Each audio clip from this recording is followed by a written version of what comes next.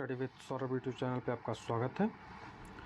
हम लोग Patna high court assistant है उसकी तैयारी शुरुआत से ही कर रहे हैं। तो जैसा कि आप जानते हैं कि इसका जो मेंस है उसका एग्ज़ाम होने वाला है, ठीक है।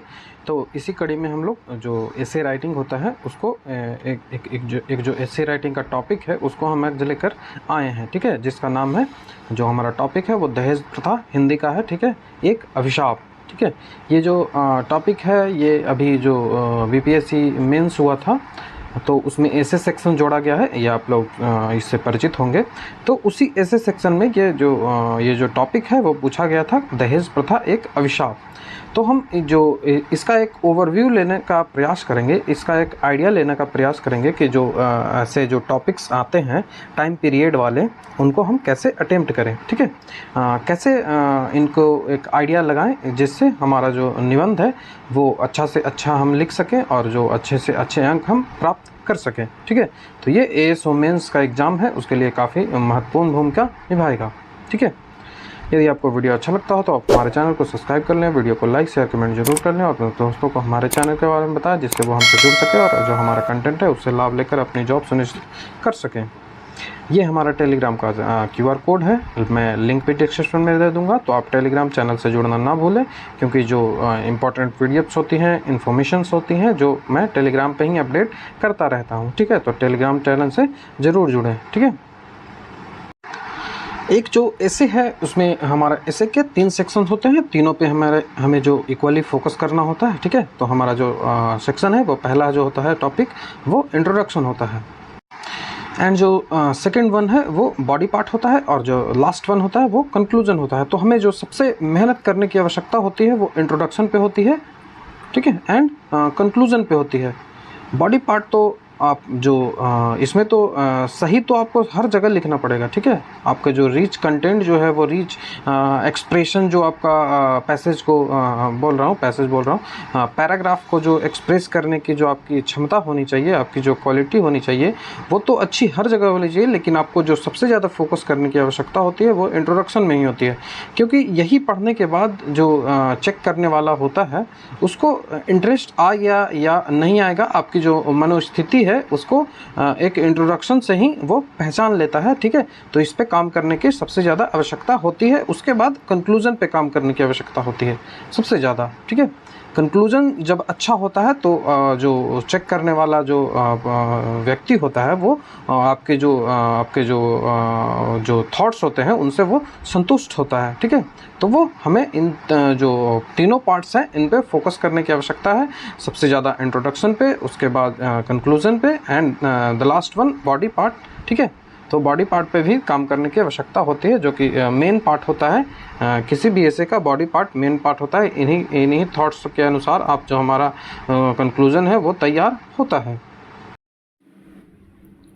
अब जो सबसे पहला जो हमारा पार्ट है वो इंट्रोडक्शन है, ठीक है। तो इंट्रो पे हम कैसे काम करें, ठीक है, इस पे हमको बात करने की आवश्यकता है। इंट्रो पे हम कैसे काम करें, ठीक है। तो इंट्रो किस तरीके से लिखा जाए, तो इंट्रो लिखने के लिए सबसे जो तरीका है, कुछ तरीके हैं जिनको मैंने यहाँ पे लिख दिया है। 4 तरीके लिखे हैं।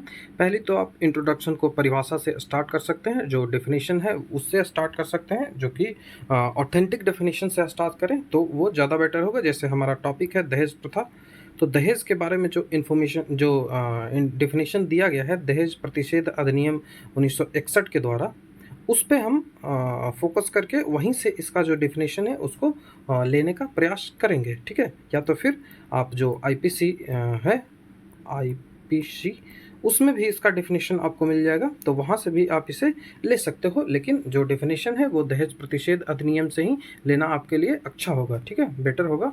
तो आप यहाँ से ले सकते हैं। दूसरा जो इंट्रोडक्शन देने का तरीका होता है वो कोटेशन से होता है, ठीक है।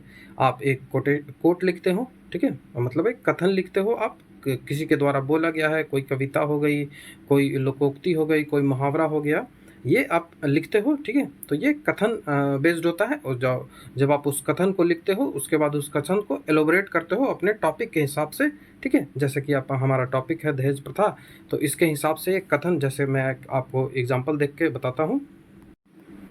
जैसे आप ये वाला देख सकते हैं, मैंने बहुत सारे जो जो है कोटेशन है, जो कथन है वो कलेक्ट किया है। तो मैंने अभी आप इस पे फोकस करें तो यहाँ पे देखिए लिखा गया कि बेटी हूँ बाजार का सामान नहीं, बोली मत लगाओ बाजारू दाम, ठीक है। हार्ट मार्केट का कोई मैं दाम नहीं, मैं किसी की बेटी हूँ सामान नहीं, ठीक है। तो ये आप ये कोटेशन आप यूज करेंगे, ठीक है। अब इसके बाद ये लिखने के बाद आप अपना एक छोटा सा पैराग्राफ तैयार करेंगे, ठीक है। वो भी वो जो पैराग्राफ होगा वो किससे रिलेटेड होगा, तो वो इस कोटेशन से रिलेटेड होगा कि ये जो कथन है इसमें इस तरह से जो बेटी है उसको, जो महिलाएं हैं उसको कहने का प्रयास किया गया है कि जो दहेज है जो दहेज प्रथा है वो कितनी जो दुष्प्रभावी है समाज के लिए हो या फिर माता पिता के लिए हो। तो इस तरह से आप अपना ये जो ऐसे है वो इसका इंट्रोडक्शन के लिए जो कोटेशन जो कथन है उससे आप स्टार्ट कर सकते हो। मतलब कि एक कोटेशन आप लिखोगे और उसको एक पैराग्राफ में नीचे आके आप उसको उसके अनुसार ही एक पैराग्राफ बनाओगे जो टॉपिक और जो आपने मुहावरा लिखा है या फिर जो कोटेशन आपने लिखा है उसको फुलफिल कर सके, ठीक है। तो इस तरह से जो दूसरा जो पार्ट था उसको हम डील कर सकते हैं। मैं बता दूं कि जो हमारा पटना हाई कोर्ट असिस्टेंट है उसके लिए पेड ग्रुप टेलीग्राम पे चलता है, ठीक है। इसमें हम जो मेंस के जितने भी टॉपिक्स आपको पूछे जाएंगे, चाहे वो ग्रामर सेक्शन से जुड़े हुए हो या फिर हिंदी में मतलब डिस्क्रिप्टिव सेशन से जुड़े हुए हो, तो जितने भी प्रश्न आपको मतलब अकॉर्डिंग टू सिलेबस हम तैयारी करेंगे, ठीक है। इसमें आपको जो आंसर मैं आपके जो आंसर्स होंगे उनको मैं पर्सनली चेक करूँगा और जो जितने भी उसमें सुधार की आवश्यकता होती है वो देने का प्रयास करूँगा, ठीक है।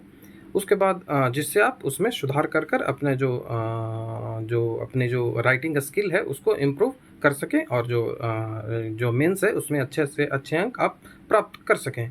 इसमें हम टेस्ट वाइज ही चलते हैं, ठीक है। एक वीक में 3 टेस्ट अभी हम लगाते हैं, बाकी जब रिजल्ट आएगा उसके बाद देखा जाएगा। यदि लेंथ बढ़ाने की आवश्यकता होती है तो हम लोग फुल लेंथ टेस्ट सीरीज चलता है जो 3 आवर का होता है, ठीक है। 3 आवर का फुल लेंथ टेस्ट सीरीज होता है और इसमें जो ये शेड्यूल है जो दिया गया है मंडे वेडनेसडे एंड फ्राइडे। इसके बाद जो आपके जो इसके जो फीडबैक होते हैं, जो इसमें आपके जो ऐसे का फीडबैक होता है वो मैं पर्सनली देता हूं, तो आपको सुधार करने में काफ़ी हेल्पफुल होगा, ठीक है। तो यदि आप इंटरेस्टेड हो तो फ़ी को पेमेंट कर कर आप हमसे टेलीग्राम पे जुड़ सकते हो, ठीक है। ये हमारा जो पेमेंट करने का तरीका है, ठीक है। आप हमसे जुड़ने के लिए जो टेलीग्राम मेरा चैनल है वहाँ पे आइए या फिर आप मुझे टेलीग्राम पे पर्सनली मैसेज कर सकते हो या फिर मतलब कि मैं डिस्क्रिप्शन में भी अपना जो पर्सनली यूज़र नेम है वो दे दूँगा और या आप यहाँ से भी लिख सकते हो। मेरा जो पर्सनली यूज़र नेम है वो है सौरभ 25 सिंह, ठीक है। आप तो ये मेरा यूज़र नेम है, आप @ डाल के, ठीक है, @ डाल के ये डालोगे ना तो मेरा यूज़र नेम से आप आ जाएगा या फिर आप बिना @ के भी डालोगे तो ये आ जाएगा, तो आप मुझे टेलीग्राम पे मैसेज कर सकते हो। तो हमने 2 तरीके देख लिए, एक तो परिभाषा से कैसे स्टार्ट करेंगे और एक कथन से कैसे स्टार्ट करेंगे। उसके बाद डेटा से कैसे स्टार्ट करेंगे, ठीक है। डेटा से स्टार्ट कैसे करेंगे, डेटा कहने का मतलब कि जो जैसे कि फैक्ट्स से कैसे स्टार्ट करेंगे कि जो दहेज प्रथा है उससे इतनी मृत्यु हो गई, ये घरेलू हिंसा इतनी होती है, ऐसे कुछ डेटा से इनको स्टार्ट आप कर सकते हो। जैसे मैं आपको एग्जांपल से दिखाता हूँ। जैसे देखिए डेटा से आपको स्टार्ट करने की जब लगे कि हम अपना जो इंट्रोडक्शन है वो डेटा से स्टार्ट करना चाहते हैं, तो वह जो ऑथेंटिक जो डेटा मिलता है वहीं से आप ऑथेंटिक डेटा उठाएं। तो ऑथेंटिक आपको कहाँ से मिलेगा, तो राष्ट्रीय अपराध ब्यूरो का जो ऑफिशियल वेबसाइट है वहाँ से मिल जाएगा। ऑफिशियल वेबसाइट पे आप जाएं, गूगल क्रोम पे सर्च करें, वहाँ से ऑफिशियल राष्ट्रीय जो नेशनल क्राइम ब्यूरो है वहाँ से जाकर आप इन्फॉर्मेशन ले सकते हो। तो वहाँ से जो कुछ इन्फॉर्मेशन मैंने इकट्ठा किए हैं तो वो आपको यहाँ पे देखने को मिल जाएंगे। तो 2020 में लगभग 7,000 से अधिक जो हत्याएं हुई है वो दहेज से रिलेटेड हुई है। उसके बाद जो 1700 से प्लस जो आत्महत्या हुई है वो दहेज के कारण ही हुई है। उसके बाद जो 2021 में लगभग 6589 दहेज से हत्या हुई है, जिसमें यूपी सबसे नंबर 1 पे है और बिहार सेकंड नंबर पे पोजीशन करता है। तो आप इस तरह से डेटा देके भी अपना जो इंट्रोडक्शन है वो स्टार्ट कर सकते हो। इन सब डेटाओं से आप एक पैराग्राफ बनाओगे, उसके बाद पैराग्राफ बनाने के बाद ये डेटा दोगे और उसके बाद लिखोगे कि कितना दुष्प्रभाव इस पे जो महिलाएं हैं उन पे इनका जो दहेज है उसका पड़ रहा है। तो ये एक ऑथेंटिक जब इन्फॉर्मेशन आप देते हो, जब एग्जांपल्स के साथ आप लिखते हो ना, तो वो इफ़ेक्ट दिमाग पे इफ़ेक्ट ज़्यादा पड़ता है चेक करने वाले का। तो आप डेटा से भी जो इंट्रोडक्शन है उसको तैयार कर सकते हो।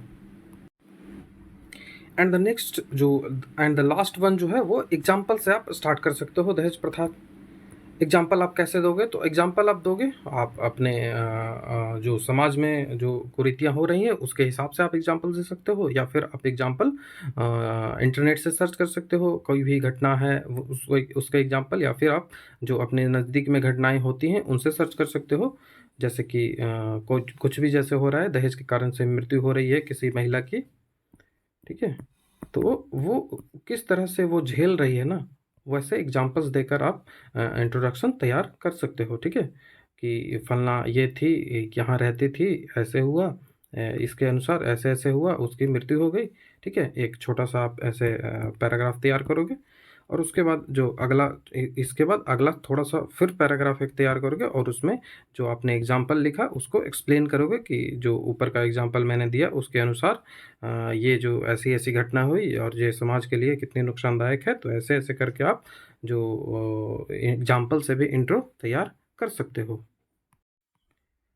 यहाँ पे मैं आपको कुछ इंट्रोडक्शन दिखाता हूँ कि किस तरह से इंट्रोडक्शन लिखा जाए, जो वो भी नॉर्मल सी। ठीक है, नॉर्मल से इंट्रोडक्शन कैसे लिखा जाए? तो दहेज एक सामाजिक बुराई है।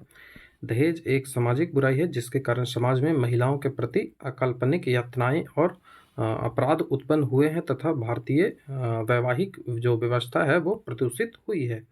दहेज शादी के समय दुल्हन के ससुराल वालों को लड़की के परिवार द्वारा नगद या वस्तु के रूप में दिए जाने वाला भुगतान है। ठीक है, इसमें हम दहेज के जो अभिशाप जो हमारा शब्द है उसको हमने सबसे पहले एक्सप्लेन किया। ठीक है, महिलाओं के प्रति अकल्पनीय यातना इन सब के सहारे, और उसके बाद हमने बाद में जो दहेज प्रथा है उसको एक्सप्लेन किया थोड़ा सा। तो इस तरह से इंट्रो तैयार होता है, जैसा कि आप देख सकते हो। इसमें देखिए हमने जो टॉपिक हमारा था दहेज प्रथा, तो दहेज का भी इसमें चर्चा की, और एक अभिशाप वो क्यों है तो अभिशाप की भी चर्चा की। तो जब आप ऐसा इंट्रो तैयार करते हैं जिसमें पूरा टॉपिक समाहित हो तो वो बेस्ट होता है। ठीक है, तो हमेशा ट्राई करें कि इसी तरह से इंट्रो तैयार करें। नेक्स्ट इंट्रो आपको दिखाता हूँ। एक अगला इंट्रो है कि प्राचीन काल से ही दहेज प्रणाली हमारे समाज के साथ साथ विश्व के कई अन्य समाजों में भी प्रचलित है। यह बेटियों को आत्मनिर्भर और आर्थिक रूप से स्वतंत्र होने में मदद करने के रूप में शुरू हुई थी। ठीक है, क्योंकि वे विवाह के बाद एक नए स्थान पर नए तरीके से अपना जीवन शुरू करती, पर समय बीतने के साथ साथ वह महिला की मदद करने के बजाय एक घृणित प्रथा में बदल गई। तो यहाँ पे आपने थोड़ा सा चर्चा अभिशाप पे किया, और यहाँ पे थोड़ा सा जो दहेज है उसके इम्पोर्टेंस पे चर्चा की, मतलब यहाँ पे पॉजिटिव पॉइंट्स पे चर्चा की। ठीक है, और यहाँ पे हमने नेगेटिव पॉइंट्स पे चर्चा की। नेगेटिव मतलब ये सही वाला है, ठीक है, मतलब कि दहेज खत्म होना चाहिए, उस पर ये फोकस है। और ये दहेज के क्या परिणाम जो इम्पोर्टेंस थे पहले प्राचीन काल में, वो करके कैसे कैसे आगे इसमें परिवर्तन आए, इस पे हमने चर्चा की। आप जो इंट्रोडक्शन लिख सकते हो, ये दहेज प्रतिषेध अधिनियम 1961 का जो ऑफिशियल वेबसाइट है वहाँ से मैंने ये डेफिनेशन लाया है। तो ये डेफिनेशन क्या है? तो दहेज प्रथा जो है उसका डेफिनेशन होता है कि इस अधिनियम में दहेज कोई ऐसी संपत्ति या मूल्यवान प्रतिभूति से अभिप्रेरित है जो विवाह के समय या उसके पूर्व या इसके पश्चात किसी समय भी विवाह के एक पक्षकार द्वारा विवाह के दूसरे पक्षकार को, या विवाह के किसी पक्षकार के माता पिता द्वारा या किसी अन्य व्यक्ति के द्वारा विवाह के किसी भी पक्षकार को या किसी अन्य व्यक्ति को उक्त पक्षकार के विवाह के संबंध में या तो प्रत्यक्ष या अप्रत्यक्ष दी गई हो या दी जाने का करार किया गया हो, तो वो दहेज कहलाता है। और दहेज में है जो मेहर, इसके अंतर्गत नहीं आता है। मेहर क्या है? तो ये मुस्लिम विवाह के अंतर्गत जो शरीयत कानून है उसके अंतर्गत ये एक प्रथा आती है, तो मेहर इसमें नहीं होता है। तो ये यहाँ पे दिया गया है। तो ये डेफिनेशन हमने आपको ऑफिशियल से बता दिया कि किस तरह से आपको इंट्रोडक्शन डेफिनेशन से तैयार करना है। यहाँ पे आपको कई सारे हमने जो लिख दिए हैं इंट्रोडक्शन यदि आपको तैयार करने की आवश्यकता है, आप चाहते हैं कि इंट्रोडक्शन हम तैयार करें इंट्रो मतलब कि कथन से, कोई भी कथन हो या मुहावरा से स्टार्ट करें, तो आप इनमें से कोई भी चूज कर सकते हैं जो इंट्रो के लिए सूट करे, ठीक है। क्योंकि जो कथन भी होते हैं वो हर जगह अलग अलग कथन यूज होते हैं। कोई कथन जो होता है वो कंक्लूजन के लिए होता है, कोई कथन जो होता है वो बॉडी पार्ट के लिए होता है, जो कोई कथन होता है वो इंट्रोडक्शन के लिए होता है। तो हर कथन का हर जगह यूज होता है। मैंने आपको यहाँ पे कई सारे लिख के दे दिए हैं, आप किन्हीं किन्हीं को भी यूज कर सकते हो। ये कुछ और हैं यहाँ पे, ठीक है। जैसे देखिए आपको दिखाता हूँ कि कथन का क्या इंपॉर्टेंस है, किस तरह से कहाँ पे हम कथन को यूज कर सकते हो। जैसे देखिए कंक्लूजन में प्रयोग होने वाला आपको कथन दिखाता हूँ कि कंक्लूजन में कौन सा कथन प्रयोग होगा, ठीक है। तो कंक्लूजन में ये जो बी नंबर है वो देखिए कंक्लूजन में प्रयोग होता है कि आओ हम सब मिलकर जागरूकता लाएं, आओ हम सब मिलकर जागरूकता लाएं, दहेज रूपी राक्षस को जड़ से मिटाएं। तो ये जो बी नंबर का कथन है ये कंक्लूजन में ही यूज होगा, ठीक है। दहेज मांगने वालों को भीख दे बेटी नहीं, ठीक है। तो ये हम बॉडी पार्ट में यूज़ करेंगे, ना कि इंट्रोडक्शन में, ना कि कंक्लूजन में। उसी के बाद जब ये जो सी नंबर ऑप्शन है उसको देखिए, सब मिलकर अभियान चलाएं, दहेज प्रथा को जड़ से मिटाएं। तो ये हम कहाँ यूज़ करेंगे, तो ये भी आप बॉडी पार्ट में ही यूज़ करेंगे। बॉडी पार्ट में कहाँ यूज़ करेंगे, तो बॉडी पार्ट में आप जब सुधारों की चर्चा करेंगे तो आप बोलेंगे कि बिना जन सहयोग के सुधार जो है वो नहीं हो सकता है, क्योंकि जन से रिलेटेड यह मामला है। कितने भी हम नियम बनाने इसमें सुधार नहीं होगा तो जब तक जन समर्थन नहीं आएगा, ठीक है। तो जब जन समर्थन की बात हो, पीपल्स के कंट्रीब्यूशन की बात होगी, तब आप यहाँ पे वो इंट्रो चिपकाएंगे, ठीक है, कि सब मिलकर अभियान चलाएं, दहेज प्रथा को जड़ से मिटाएं। तो ये वाला इंट्रो जो है वो आप यहाँ पे ऐसे चिपका सकते हो। तो कैसे कैसे जो इंट्रो है वो हर जगह के लिए अलग अलग होता है, आपको मैंने एक्सप्लेन करने का प्रयास किया है। आशा करता हूँ आपको समझ में आया होगा। तो हमारा जो पहला पार्ट था इंट्रोडक्शन का उसको हमने समाप्त कर लिया। उसके बाद हमारा बॉडी पार्ट बचता है, तो चलिए देखते हैं। तो बॉडी पार्ट पे काम करने के लिए हमें इसमें भी 4-5 चीज़ों पे ध्यान देने की आवश्यकता है, ठीक है। बॉडी पार्ट पे हम फोकस कैसे करेंगे, तो बॉडी पार्ट के सबसे पहले तो हम जब भी ऐसे टॉपिक हों, जब भी जब आपको इस तरह के टॉपिक मिले जिसमें टाइम ट्रैवल का आपको मिले, ठीक है। जैसे दहेज प्रथा है, तो ये आपको इसमें टाइम ट्रैवल का मिल रहा है। जैसे कि एनिसेंट काल में क्या था, मिडिएवल में स्थिति क्या थी और मॉडर्न में स्थिति क्या है। तो जब भी ऐसा टॉपिक आए तो उसको इस तरह से आप एलोबरेट करके लिखें। सबसे पहले उसके कोई भी टॉपिक हो, जब भी टाइम ट्रैवल का आए तो ये चीज़ें आप ध्यान रखें कि एनिसेंट से लेकर मॉडर्न तक के जो चीज़ें हुई, जो बदलाव हुई, उनमें जो परिवर्तन आए, उन सबको आपको लिखना ज़रूरी हो जाता है, ठीक है। तो बॉडी पार्ट में सबसे पहले तो आप कारण को लिखेंगे, ठीक है। दहेज प्रथा जो है उसके क्या क्या कारण हैं, तो सबसे पहला हम लिखेंगे कारण को। उसके बाद जब कारण लिख देंगे तो उसके बाद आप उसके परिणाम को लिख सकते हैं। परिणाम लिखने के दो तरीके होते हैं।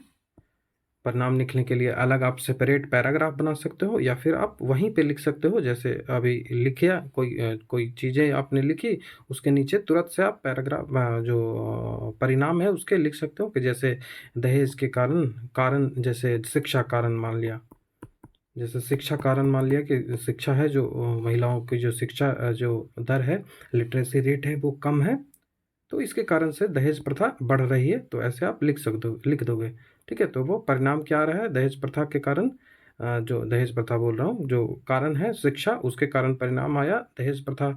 जैसे कि आप और ऑथेंटिक होगा कि दहेज के कारण क्या हो रहा है, तो वो दहेज के कारण इसके जो मतलब कि जो महिला का जो भ्रूण हत्या है, लड़कियों का जो भ्रूण हत्या है, तो वो उसकी संख्या बढ़ रही है। तो इस तरह से आप लिख सकते हो, ठीक है। तो ये कारण के अनुसार हम चलेंगे, तो ऐसे होगा। ये कारण देख लिया। उसके बाद जो नेक्स्ट जो आपको चर्चा करने की आवश्यकता होती है वो पॉजिटिव पॉइंट्स पे होती है। लेकिन हमें यहाँ पहले पॉजिटिव पॉइंट पे नहीं चर्चा करनी है, पहले हमें नेगेटिव पॉइंट्स पे चर्चा करनी है, क्योंकि हमारा जो टॉपिक है वो अभिशाप से रिलेटेड है। ठीक है, ये अभिशाप ऐसे होगा। ठीक है, तो अभिशाप से रिलेटेड है, तो ये नेगेटिव पॉइंट्स पे हमको चर्चा करने की आवश्यकता पहले होती है, तो इस पे पहले करेंगे, बाद में इसको करेंगे।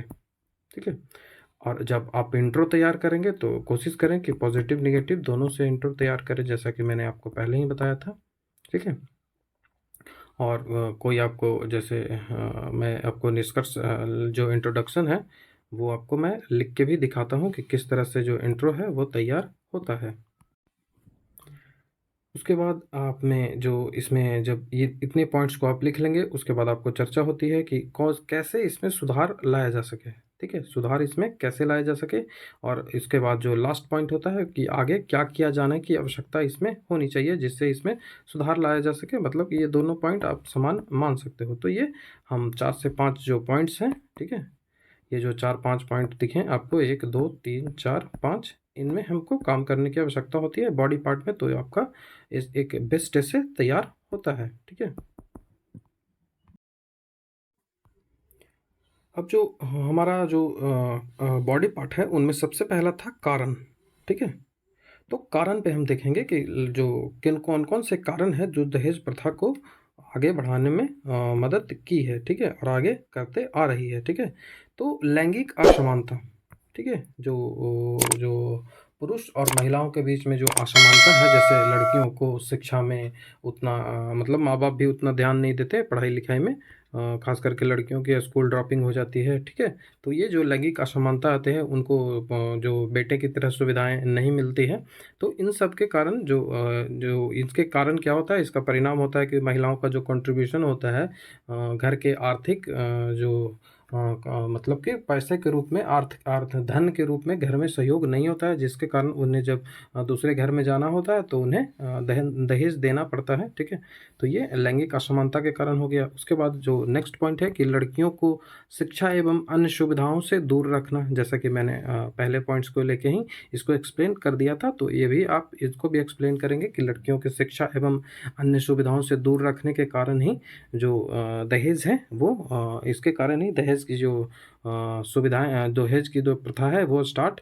मतलब कि मजबूत होती चली जा रही है, क्योंकि जो लड़कियों का जब घर में कंट्रीब्यूशन नहीं होगा, धन में जो मनी जो है उसमें कंट्रीब्यूशन नहीं होगा, घर के खर्चे चलाने में वो भाग नहीं लगी, तो वो इस तरह से जो दहेज प्रथा है वो जन्म लेती है। ठीक है, उसके बाद जो सी नंबर पॉइंट है कि लड़कियों की जो विवाह की अनिवार्यता है वो जैसे कि समाज में ये मान्यता है कि लड़कियां जो है उन्हें विवाह करना अनिवार्य है। सामान्यतः आप देखते होंगे कि पुरुष तो विवाह कई पुरुष है जो विवाह नहीं करते, लेकिन लड़कियों में सामान्यतः ऐसा देखने को नहीं मिलता है। आपको एग्जाम्पल्स बहुत कम मिलेंगे कि लड़कियां ने विवाह नहीं किया था। तो ये भी एक कारण बनता है कि विवाह की जो अनिवार्यता है, और वो भी अनिवार्यता के कारण ही ये भी एक छोटा सा मतलब कारण बनता है, ऐसा नहीं है कि ये इम्पोर्टेंट कारण है। तो ये भी एक कारण बनता है, लेकिन हम इसको भी लेके चलेंगे। ठीक है, उसके बाद जो एक कारण महंगाई है। ठीक है, महंगाई होती है जिसके कारण भी दहेज जो है वो प्रभावित होता है। इसके कारण भी दहेज मांगे जाते हैं वर पक्ष से। ठीक है, क्योंकि उनकी जो आवश्यकताएं होती हैं उनकी पूर्ति के लिए, ठीक है, उनकी जो एमिनिटीज़ चाहिए, सुख सुविधाएं चाहिए, जैसे आपको जैसे सामान चाहिए, एसी कूलर फ्रिज फलना ढिकना जो जो होता है, तो वो ये भी एक जो डिमांड रहती है, महंगाई के कारण भी ऐसे देखने को मिलती है। उसके बाद जो अधिक दहेज देना है जो होता है वो प्रतिष्ठा बन चुका है। जो भी अधिक दहेज देता है, लड़की का जो पिता होता है, वो यदि अधिक दहेज देता है तो समाज में वो प्रतिष्ठित व्यक्ति होता है। तो इसको डिसमेंटल करने की आवश्यकता है हमको। ठीक है, और जो मांगता है उसको घृणा के रूप में हमें देखने की आवश्यकता है। इस तरह से हम जब हम बात करेंगे ना सुधार पे, तो इन पॉइंट्सों पे हम भी चर्चा करेंगे। तो ये जो प्रतिष्ठा का जो है, सामाजिक रूप से जो प्रतिष्ठित होते हैं कि दहेज देने ज़्यादा अधिक जो दहेज देता है वो अधिक प्रतिष्ठित कहलाता है। तो ये भी कुरीति जो है वो दहेज को बूस्ट करने में, उसे बढ़ाने में मदद कर रही है। उसके बाद जो अपनी जो एक कारण और होता है कि अपने ही कुल, अपने ही जाति, अपने ही गोत्र में जो विवाह करने का जो चलन है, इसके कारण जो ऑप्शंस होते हैं वो सीमित हो जाते हैं। ठीक है। तो और जब ऑप्शन सीमित हो जाते हैं तो सीमित आदमी में ही आपको जो अपनी पुत्री है उसका विवाह करना पड़ता है, तो ये भी एक दहेज का कारण बनता है। उसके बाद जो धार्मिक विश्वास, प्राचीन काल में धार्मिक विश्वास हुआ करता था कि जो बेटी है उसे अपना जो धन है वो दिया जाता था, आभूषण दिए जाते थे। तो ये प्राचीन काल में धार्मिक विश्वास था, जो कि आगे चलकर कुरीति के रूप में बदल गया। और आजकल जो आज आपने देखा ही होगा कि एक साल में मतलब कि 7,000 से ज़्यादा महिलाओं का हत्या हो जाती है दहेज के कारण ही। ये कहाँ पे हम पहुँच गए हैं प्राचीन काल से अभी तक। उसके बाद जो शिक्षा है, शिक्षा में शिक्षा एंड जो जो प्रतिष्ठा का महत्व, ठीक है। जैसे कि जो लड़का होता है वो शिक्षित तो होना चाहिए, उसकी जो प्रतिष्ठा होनी चाहिए, इसका भी एक महत्व है। तो इसके कारण जब आप अच्छे वर को ढूंढते हैं तो इसके कारण भी जो अच्छा वर है वो आपसे डिमांड करता है कि हमें दहेज चाहिए, तो ये भी एक कारण बनता है। उसके बाद जो लास्ट कारण है वो है कि यहाँ पे शिक्षा में जो खर्च होता है, जैसे कि जो लड़का है उसके माता पिता उसके जो शिक्षा में खर्च करते हैं, तो उन्हें भी एक लालसा होती है कि हमें जो शिक्षा में हमने खर्च किया है उसको हमें असूला जाए, वो भी दहेज के रूप में, जो कि एक गलत काम है। ठीक है, ऐसी जो मानसिकता है उसे हमें बदलने की आवश्यकता है। ठीक है, तो इन सब के बाद जो परिणाम, जो जैसे कारण, हमने इतने कारण बता दिए, तो इन्हीं कारण से आप पैराग्राफ्स तैयार करोगे। ठीक है, ये जो सारी चीज़ें लिखी इनके अनुसार, अकॉर्डिंग टू ये जो पॉइंट्स हैं इनके अनुसार आप एक पैराग्राफ तैयार करोगे। ठीक है, इनमें 3 से 4 आप पैराग्राफ तैयार करोगे। ठीक है, आपको 500 शब्द में तो लिखने हैं, तो 3 से 4 आप पैराग्राफ इनसे तैयार कर लोगे। ठीक है, पैराग्राफ 1, पैराग्राफ 2, पैराग्राफ 3। ठीक है, तो पैराग्राफ आप तैयार करोगे, उसके बाद आपका जो ऐसे है वो धीरे धीरे तैयार होता चला जाएगा। उसके बाद आप परिणाम पे चर्चा करोगे कि इन जो कारण है उसके कारण क्या परिणाम हुए। तो बाल विवाह की जो संख्या है वो बढ़ती गई, जो वृद्ध विवाह है वो भी बढ़ता गया। ठीक है, उसके बाद जो वृद्ध विवाह बढ़ा, बाल विवाह बढ़ा, और आगे चल के जो अनमेल विवाह है वो भी, इसकी भी संख्या बढ़ गई। मतलब कि जो मेल नहीं खाता है, जैसे कि दोनों जो पुरुष, मतलब कि जो वर और वधू जो है वो मेल नहीं खाता है, वो भी विवाह होता है। उसके बाद अनाचार एवं वेश्यावृत्ति की भी जो संख्या है वो दहेज के कारण बढ़ती जा रही है। ठीक है, तो दहेज का क्या क्या परिणाम हुआ, तो दहेज का परिणाम हुआ कि बाल विवाह बढ़ गया। ठीक है, वृद्ध विवाह बढ़ गया, क्योंकि जब वृद्ध व्यक्ति से जब शादी होती है, एज डिफरेंस होता है, तो उसमें दहेज जो है वो कम मिलता है। ठीक है, उसके बाद जो इसके कारण ही जो वेश्यावृत्ति में भी वृद्धि हो रही है, अनाचार एवं वेश्यावृत्ति में। उसके बाद अनमेल विवाह में, इसमें जो कि एक जो सामाजिक बुराइयां हैं उसको जन्म देती है। ये सब ये जो सामाजिक बुराइयां हैं इनको कौन जन्म देती है, तो ये दहेज प्रथा ही जन्म लेती है। उसके बाद इसका एक परिणाम और है, भ्रूण हत्या। तो ये सब आप जब कारण वाला आप टॉपिक लिख लोगे, उसके बाद आप भ्रूण हत्या जो जो परिणाम वाला आपको परिणाम पे आपको चर्चा करनी होगी। ठीक है, आप परिणाम वाले जो टॉपिक है उन पे जाएंगे और इससे 1 से 2 पैराग्राफ आप तैयार करेंगे। ठीक है, तो आसान होता है जब आप पॉइंट्स वाइज चीज़ों को लिख देते हैं, एक सिनॉप्सिस बना लेते हैं, उनको अरेंज करके आप पैराग्राफ तैयार करेंगे, तो आपका ऐसे जो है वो आपका बेस्ट ऐसे तैयार होगा।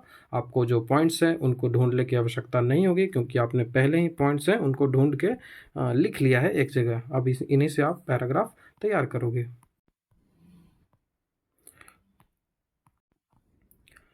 तो हमने बॉडी पार्ट में क्या क्या देख लिया, तो हमने कारण को देख लिया। अब हम 2 चीज़ों को देखेंगे, पॉजिटिव पक्ष को देखेंगे और नेगेटिव पक्ष को देखेंगे कि दहेज के जो नेगेटिव परिणाम क्या है, दुष्प्रभाव क्या है, और जो परिणाम इसका जो इसके जो पक्ष में क्या जो थॉट्स हैं और इसके विपक्ष में क्या थॉट्स हैं उनको देखेंगे। उसके बाद हम इसमें सुधार को देखेंगे और क्या क्या आगे किए जाने की आवश्यकता है उसके देखेंगे। उसके बाद हमारा जो बॉडी पार्ट है वो खत्म हो जाएगा। तो इसमें हम जो पक्ष है, पॉजिटिव, नेगेटिव और पॉजिटिव 2 व्यू है उनको देखेंगे। तो इस जो दहेज प्रथा है उससे क्या क्या हमको देखने को मिलता है, क्या क्या परिणाम, इसके दुष्परिणाम देखने को मिलता है। तो सबसे बड़ा जो है वो वित्तीय बोझ बढ़ता है। ठीक है, वित्तीय बोझ बढ़ता है, जो फैमिली है, लड़की का जो परिवार होता है उस पर वित्तीय बोझ बढ़ता है, जिससे वो इफ़ेक्ट होता है फैमिली, खास करके जो मेंटली भी इफ़ेक्ट होता है। वो जो उसके माँ बाप है वो मानसिक रूप से भी इफ़ेक्टिव होते हैं। तो ये सब जो है किसी व्यक्ति को मानसिक रूप से इफ़ेक्ट करना, ये आप जो आर्टिकल 21A है, इसे आप संविधान से भी जोड़ सकते हो, सबसे अच्छी बात है। तो आर्टिकल 21A के तहत ये मौलिक अधिकारों का हनन हो जाता है जब आप किसी व्यक्ति को मानसिक रूप से प्रताड़ित करते हो। तो जब आप किसी से दहेज मांगते हो तो वो वित्तीय बोझ उस पे बढ़ता है, और जब वित्तीय बोझ बढ़ता है तो वो मानसिक रूप से प्रताड़ित होता है। तो एक मायने में आप उसके मौलिक अधिकार हैं उसको हनन कर रहे हो, ठीक है। तो ये पहला हमने ये लिख दिया है, ठीक है।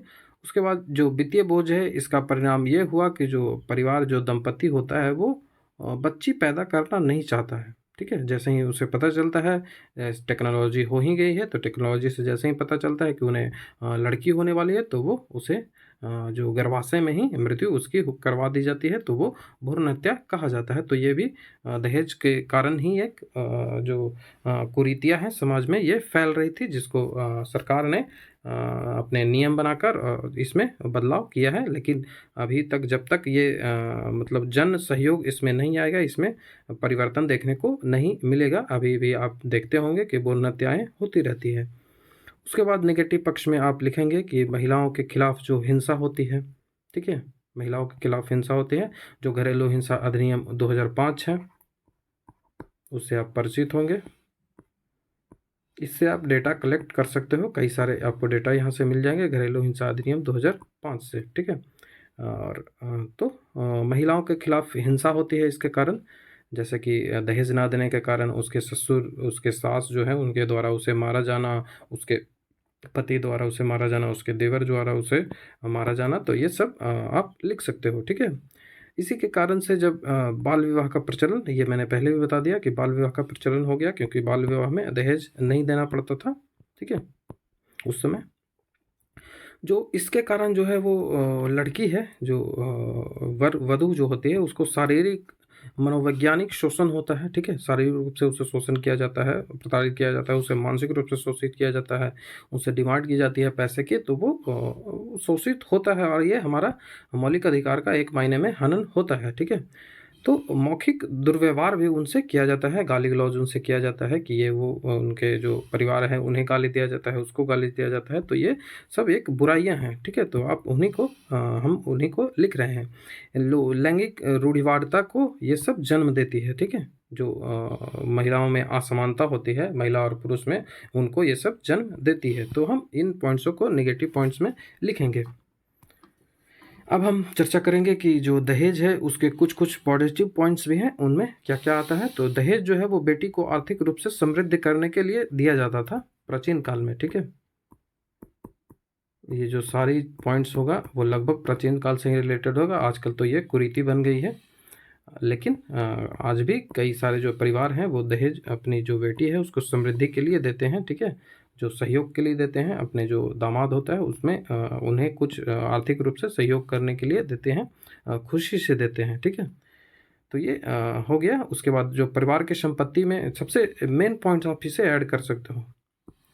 आप जानते होंगे कि जो भारत जो हिंदू विवाह कोड है, ठीक है, उसके अनुसार जो भारत में संपत्तियों का बंटवारा होता है, जो हेरिटेज वाली संपत्ति, मतलब जो परिवार की संपत्ति, पिता की जो संपत्ति होती है उसके बंटवारा दो ग्रंथों के अकॉर्डिंग होता है। एक होता है मिताक्षरा, ठीक है, मैं लिख देता हूँ। एक मिताक्षरा होता है और एक दाय भाग होता है, ठीक है। दाय भाग जो है वो पश्चिम बंगाल और असम में चलती है, और बाकी इंडिया में मिताक्षरा जो परिवार है वो चलता है। मिताक्षरा में होता है कि पिता की मृत्यु से बाद ही आपकी जो संपत्ति है उसका बंटवारा होता है, और दाय भाग में पिता की मृत्यु से पहले ही संपत्ति का बंटवारा हो जाता है, ठीक है। तो हम जो परिवार की जो संपत्ति है उसमें बेटी को हक नहीं मिलता है। कभी सुना है कि बेटी भी जो है वो परिवार जो पिता की संपत्ति में जो हक लेती है उसमें भी उसका बंटवारा होता है? तो ये समानता नहीं होता है। तो ये लड़की जो है वो अपना जो हक है उसे लेकर जाती है तिलक में, तो कोई बुराई नहीं है, ठीक है, वो ले सकती है। तो ये भी आप पॉइंट्स लिख सकते हो।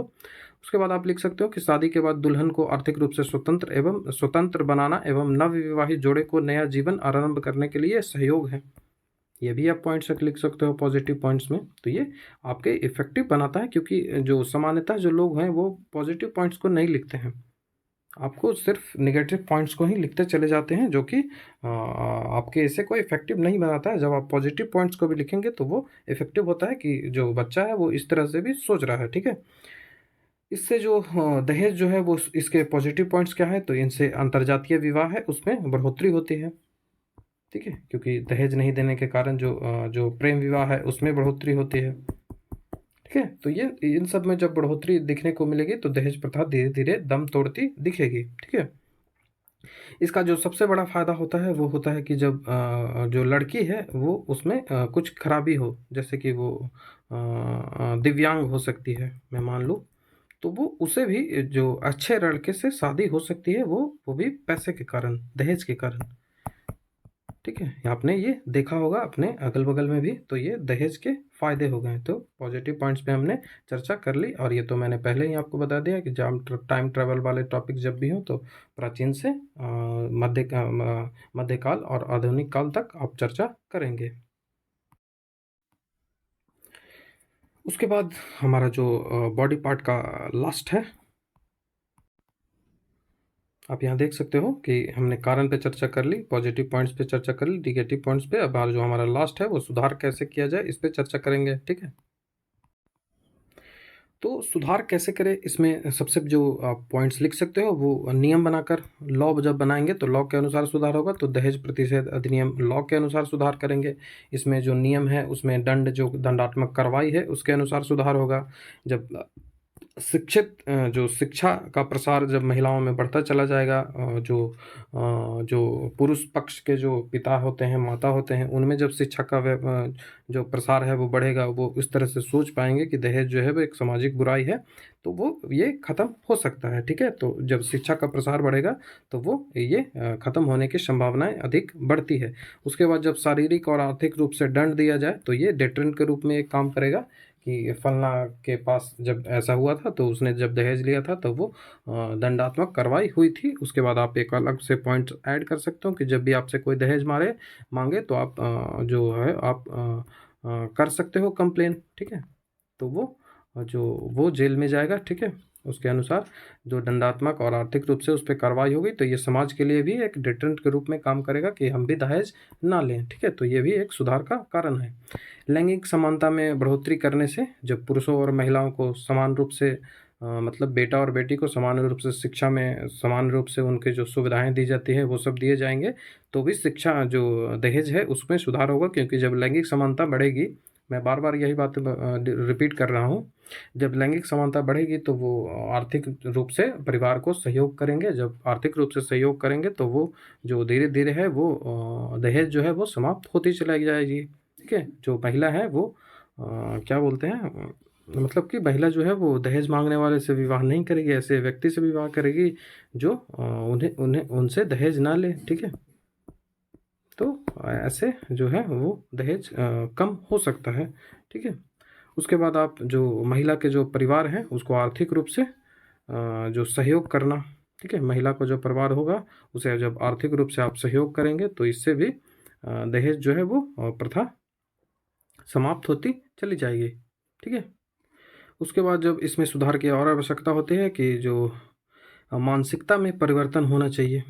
जो मानसिक रूप से व्यक्ति में जो परिवर्तन जब तक नहीं आएगा तो आप कितने भी शिक्षित हो जाए, मैं शिक्षा का मतलब बुक से मैं ले रहा हूँ यहाँ पे, कितने भी आप शिक्षित हो जाए, आप आईएएस बन जाए, ये बन जाए, वो बन जाए, फिर भी आप दहेज लेंगे। जब तक आपकी मानसिकता में बदलाव नहीं आएगा तो ये चीज़ें नहीं होगी। आप देखे होंगे, आप अपने अगल बगल जब झांकेंगे तो आपको ये अनुभव होगा कि कोई व्यक्ति है जो बिहार के जो बीपीएससी में ज्वाइन करता है, ठीक है, पीएससी में वो ज्वाइन किया, और उसमें जो शपथ पत्र होता है कि हम दहेज नहीं लेंगे, और फिर भी आप सुनेंगे कि वो दहेज लिया, कितना लिया, तो 50 लाख लिया, 1 करोड़ लिया। तो वो आप ये जो मानसिकता में परिवर्तन जब तक नहीं ना होगा तो ये चीज़ें नहीं सुधरेंगी। तो हम मानसिकता में परिवर्तन लाएंगे, वो भी शिक्षा से। और शिक्षा जो होती है वो कौन सी, वो बुक वाली शिक्षा नहीं, वो मोरल एजुकेशन, ठीक है। स्कूल से ही बच्चों के जो दिमाग में है ये चीज़ें डालने की आवश्यकता है कि दहेज जो है वो सामाजिक एक बुराई है जिससे हमें परहेज करने की आवश्यकता है, ठीक है। उसके बाद जन सहयोग की आवश्यकता है, क्योंकि जब भी कोई नियम जो कि पीपुल से रिलेटेड हो तो उसमें जब तक जन का सहयोग ना हो, जब तक पीपुल का सहयोग ना हो, जब तक लोगों का सहयोग ना होगा, तब तक वो सफल नहीं हो सकता। जब कितने भी आप नियम बना लें, जब दहेज जो है वो लेने वाले, दहेज देने वाले दहेज देते लेते रहेंगे, पुलिस को बताएंगे ही नहीं, जैसा कि आजकल चलता है, ना तो हम पुलिस को बताएंगे, ना आप बताइए, दहेज हम देंगे, आप लीजिए, तो यही चल रहा है। तो ये जन सहयोग जो है वो नहीं मिल पा रहा है, जिस कारण से जो अभी भी लगभग 90% जो विवाह होते हैं उसमें दहेज दिए जाते हैं, खास करके उत्तर भारत में। आपको दक्षिण भारत में भी मिल जाएंगे, लेकिन उत्तर भारत में ये जो घटनाएं होती है वो ज़्यादा होती हैं। ठीक है, उसके बाद जो आपको सुधार में लिखना है, तो वो दहेज लेना, जो दहेज है वो लेना और देना, इसको एक सामाजिक कलंक घोषित कर दिया जाए। जो दहेज लेता है, जो दहेज देता है, खास करके जो लेता है, उसको एक बुरी नज़रों से ही व्यक्ति देखे, उसे हीन भावना से जब व्यक्ति समाज उसे देखना लगेगा, ठीक है, तो वो उसे ठीक नहीं लगेगा, और जो दहेज है वो उसे परहेज करने का प्रयास करेगा। ठीक है, तो ये भी एक सुधार का जो उपाय है वो बन सकता है। ठीक है, उसके बाद युवा जो है वो दहेज का बहिष्कार करे।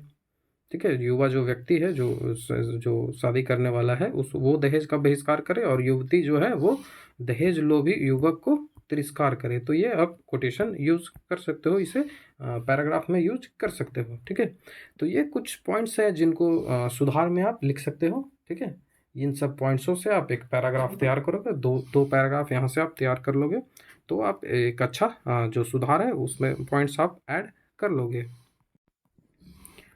तो हमने यहाँ पे जो कारण है उसको देख लिया, पॉजिटिव पॉइंट्स है उसको देख लिया, नेगेटिव पॉइंट्स है उसको देख लिया, क्या इसमें सुधार करने की आवश्यकता है, क्या आगे किया जाना है, सारे को देख लिया, तो हमारा बॉडी पार्ट है वो खत्म हो गया। ठीक है, अब हमको किस पे बात करनी है, तो अब हमको कंक्लूजन पे बात करनी है। ठीक है, निष्कर्ष जो होता है उस पर हमको बात करने की आवश्यकता है। तो ये कैसे का 3 पॉइंट होता है, जिसमें इंट्रोडक्शन हमने देख लिया, बॉडी पार्ट देख लिया, अब हमारा कंक्लूजन बनता है। तो चलिए कंक्लूजन देखते हैं।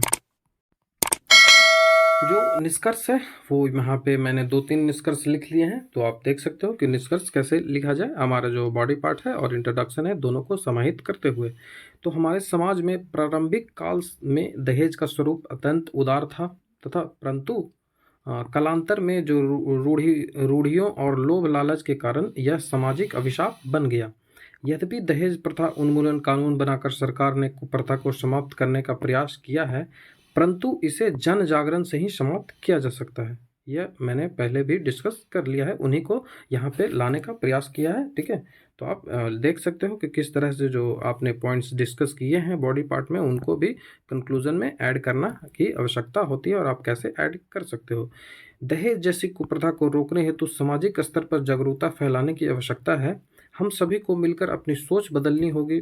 लड़कों को दहेज ना लेने हेतु प्रेरित करना होगा, और लड़कियों को पढ़ा लिखा कर सशक्त और काबिल बनाना होगा, तभी दहेज प्रथा का समूल नाश हो सकता है। तो ये आप ऐसा एक जो निष्कर्ष है वो लिख सकते हो। एक निष्कर्ष आप यहाँ पे देख सकते हो कि इस खतरे को खत्म करिए। इस खतरे मतलब दहेज प्रथा। ठीक है, तो इसे खत्म करने के लिए सामाजिक क्रांति की जरूरत है। परंपरा के नाम पर दहेज एक लंबा सफर तय कर चुका है, लेकिन अब समय आ गया है कि इसे संबोधित किया जाए। ठीक है, इसे संबोधित किया जाए और इसे रोका जाए। ठीक है, दहेज प्रथा की बुराइयों के प्रति समाज की अंतरात्मा को पूरी तरह से जगाने की जरूरत है। जैसा कि मैंने पहले ही हमने चर्चा कर ली थी कि हमें पीपुल कंट्रीब्यूशन की बात करनी होगी। ठीक है, तो उन्हीं को हमने यहाँ पे लाने का प्रयास किया है कि प्रति समाज की अंतरात्मा को पूरी तरह से जागरूक करने होगी, ताकि दहेज की मांग से समाज में उसकी मांग करने वाले लोगों की चेतना कम हो। जैसा कि हमने प्रतिष्ठा कम होने वाली जो बात की थी उसको हमने यहाँ पे ऐड किया। हमें इसमें कोई संदेह नहीं है कि हमारे युवा और प्रबुद्ध महिलाएं इस बुराई से लड़ने के लिए उठ खड़ी होंगी, तो उन्हें वाणिज्य की वस्तु बनाती है। ठीक है, दहेज जो है वो महिलाओं को एक ऑब्जेक्ट ऑफ जो वाणिज्य की वस्तु बनाती है। ठीक है, इससे हमें बचने की आवश्यकता होती है, इससे महिलाओं को बचने की आवश्यकता है। हम यह भी उम्मीद करते हैं कि जो हमारा शिक्षित युवा पुरुष शादी के बाजार में बिकने से इनकार करेगा और निष्पक्ष तरीके से जीवन में अपने भागीदारी को चुनने के लिए आगे आएगा। भारत के सर्वोच्च न्यायालय ने कहा है ये कथन, ठीक है, ये कथन जो है वो भारत के सर्वोच्च न्यायालय ने कहा है, वहीं से मैंने ये निष्कर्ष उठाया था, ठीक है। तो आप देख सकते हो कि ये जो निष्कर्ष है वो किस तरह से आप लिख सकते हो। एक और निष्कर्ष आपको छोटा सा यहाँ पे मिलेगा कि दहेज प्रथा न केवल अवैध है बल्कि अनैतिक भी है। इसीलिए दहेज प्रथा की बुराइयों के प्रति समाज की अंतरात्मा को पूरी तरह से जगाने की जरूरत है, ताकि दहेज की मांग करने वाले की प्रतिष्ठा कम हो सके और इसकी जो बुराई है इसे समाप्त किया जा सके। ये जो कुछ एक्स्ट्रा इन्फॉर्मेशन आपको यहाँ पे दहेज प्रतिषेध अधिनियम के बारे में दे दी गई है, जिससे आप इनके जो कुछ पॉइंट्स हैं उनको आप ऐड कर सकते हो। इनमें जो दंडात्मक कार्रवाई है उसके बारे में आप यहाँ पे ऐड कर सकते हो। तो ये सब कुछ इन्फॉर्मेशन है जिससे आपको हेल्प मिलेगा, ठीक है। बाकी हमने डिटेल वे में डिस्कस कर लिया है कि किस तरह से एक जो एसे है वो हमको निबंध है वो एक अच्छा निबंध लिखना है, ठीक है। दहेज प्रथा पे हमने काफ़ी पॉइंट्स में डिस्कस किया कि कैसे कैसे हमको अप्रोच करने की आवश्यकता है, किन किन पॉइंट्सों पे हमें चर्चा करने की आवश्यकता है। तो आशा करता हूँ आपको वीडियो अच्छा लगा हो। यदि आपको वीडियो अच्छा लगा हो तो आप हमारे चैनल को सब्सक्राइब कर लें, अपने वीडियो को लाइक शेयर कमेंट जरूर कर लें और अपना जो हमारा चैनल है उसे सब्सक्राइब जरूर कर लें। और जो वीडियो है उस पर आप कमेंट कर अपने व्यू ज़रूर बताएं, जिससे हमें पता चले कि आप क्या सोचते हैं, ठीक है। और कुछ सुधार की आवश्यकता हो तो आप कमेंट में ज़रूर बताएं। यह हमारा टेलीग्राम का चैनल है, आप हमारे टेलीग्राम चैनल से जुड़ सकते हो, लिंक डिस्क्रिप्शन में मिल जाएगा और यह QR कोड है, यहाँ से भी आप ज्वाइन कर सकते हो, ठीक है। तो वीडियो देखने के लिए थैंक यू।